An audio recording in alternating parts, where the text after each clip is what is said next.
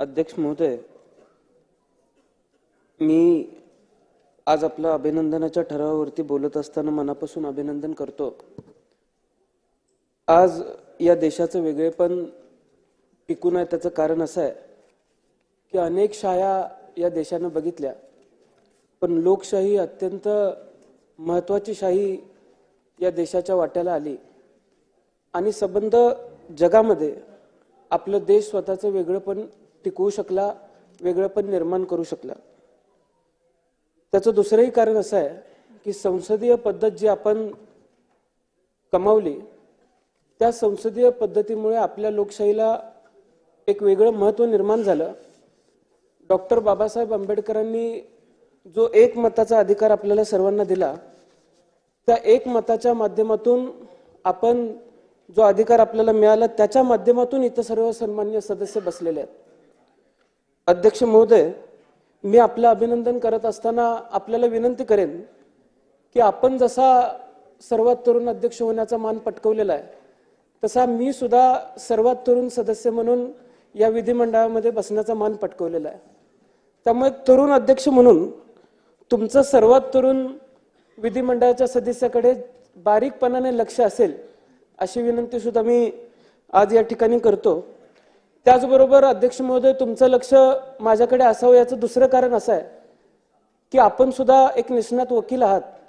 आम्ही सुद्धा वकिली पूर्ण करतोय। एक नंबर बाकावरती बसलेल्या वकिलांकडे जसं तुमचं लक्ष असतं तसं याही वकिलाकडे लक्ष असू दे अशी सुद्धा विनंती अध्यक्ष महोदय मी आपल्याला करतो।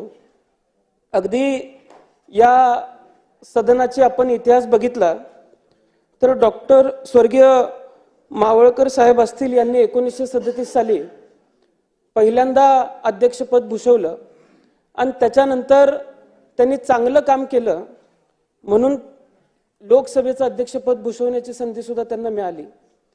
पण आपण सर्वात चांगलं काम गेल्या 5 वर्षामध्ये, गेल्या 2.5 वर्षामध्ये केलेलं आम्ही सर्वांनी बघितलं। त्यामुळं परंपरेप्रमाणे फडणवीस साहेब, आपण सुद्धा अध्यक्ष महोदयांना दिल्लीला पाठवायला काही हरकत नव्हती अशी सुद्धा विनंती मी आज या ठिकाणी करतो।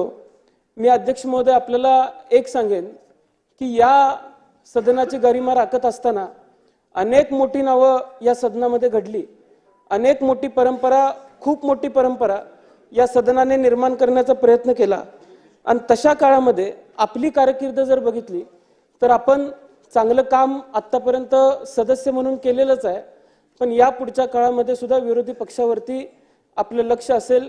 विरोधी पक्षाच्या माध्यमातून सर्वसामान्यांच्या हिताच्या ज्या मागण्या येतील त्या मागण्या आपण मान्य कराल, पूर्ण कराल। आमच्या मागण्या लक्षामध्ये घेत आपण आम्हाला सुद्धा न्याय द्याल अशी विनंती मी सुद्धा या ठिकाणी करतो। हंगामी अध्यक्ष म्हणून कोळंबकर साहेबांनी काल परवा आमच्या सर्वांची शपथ घेतली। मी साहेबांचं मनापासून आभार मानतो की माझ्या आयुष्यातली सर्वात प्रथम आमदारकीची शपथ मला त्यांच्या माध्यमातून घ्यायला मिळाली, त्याबद्दल सुद्धा मी साहेबांचं मनापासून आभार मानतो। आदरणीय फडणवीस साहेबांचं सुद्धा मी मनापासून अभिनंदन करतो। फडणवीस साहेब, संत तुकारामांच्या वाणीतून एक अभंग आलेला आहे की अमृताहुनी गोड तुझे नामदेवा। आता संतांच्या वाणीतून सुद्धा आपलं नाव इतक्या गोड पद्धतीने घेतलं गेलेलं आहे। त्यामुळं पुढच्या काळामध्ये काम करत असताना तुम्ही विरोधी पक्षाला गोड पद्धतीची वागणूकच द्याल अशी विनंती सुद्धा मी आज या ठिकाणी आपल्याला करतो। आणि फडणवीस साहेब, अमृताहुनी गोड मी मुद्दामच म्हणलं कारण पुराणामध्ये सुद्धा अमृताला एक वेगळं महत्त्व होतं आणि आजही अगदी मी आपल्याला फडणवीस साहेब विनंती करेन की विरोधी पक्षाला सुद्धा आपण सहकार्य कराल। आदरणीय शिंदे साहेब असतील, आदरणीय अजितदादा असतील, सन्माननीय सदस्य असतील, यांचं सुद्धा मी मनापासून अभिनंदन करतो। आणि येत्या काळामध्ये अध्यक्ष महाराज, माझी आपल्याला विनंती असणार आहे की अनेक लोकांशी चर्चा केल्यानंतर वेगवेगळ्या ज्या समित्या गठीत होतात त्या समित्यांच्या माध्यमातून चांगलं कामकाज या सदनामध्ये व्हावं अशी सुद्धा विनंती मी आपल्याला करतो।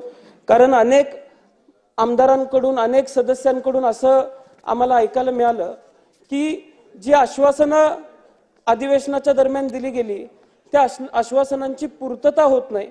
त्यामुळे आश्वासन समिती असेल किंवा इतर समित्या असतील याचं सुद्धा आपण चांगल्या पद्धतीने वचक त्यावरती ठेवावा आणि त्या माध्यमातून सन्मान्य सदस्यांना न्याय देण्याची भूमिका आपण सर्वांनी घ्यावी. चांगले कायदे या सदनामध्ये तयार व्हावेत.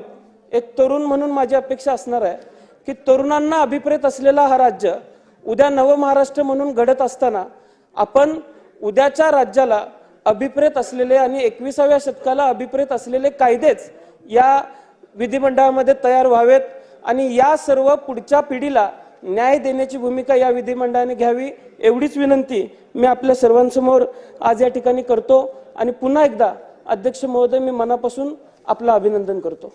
धन्यवाद.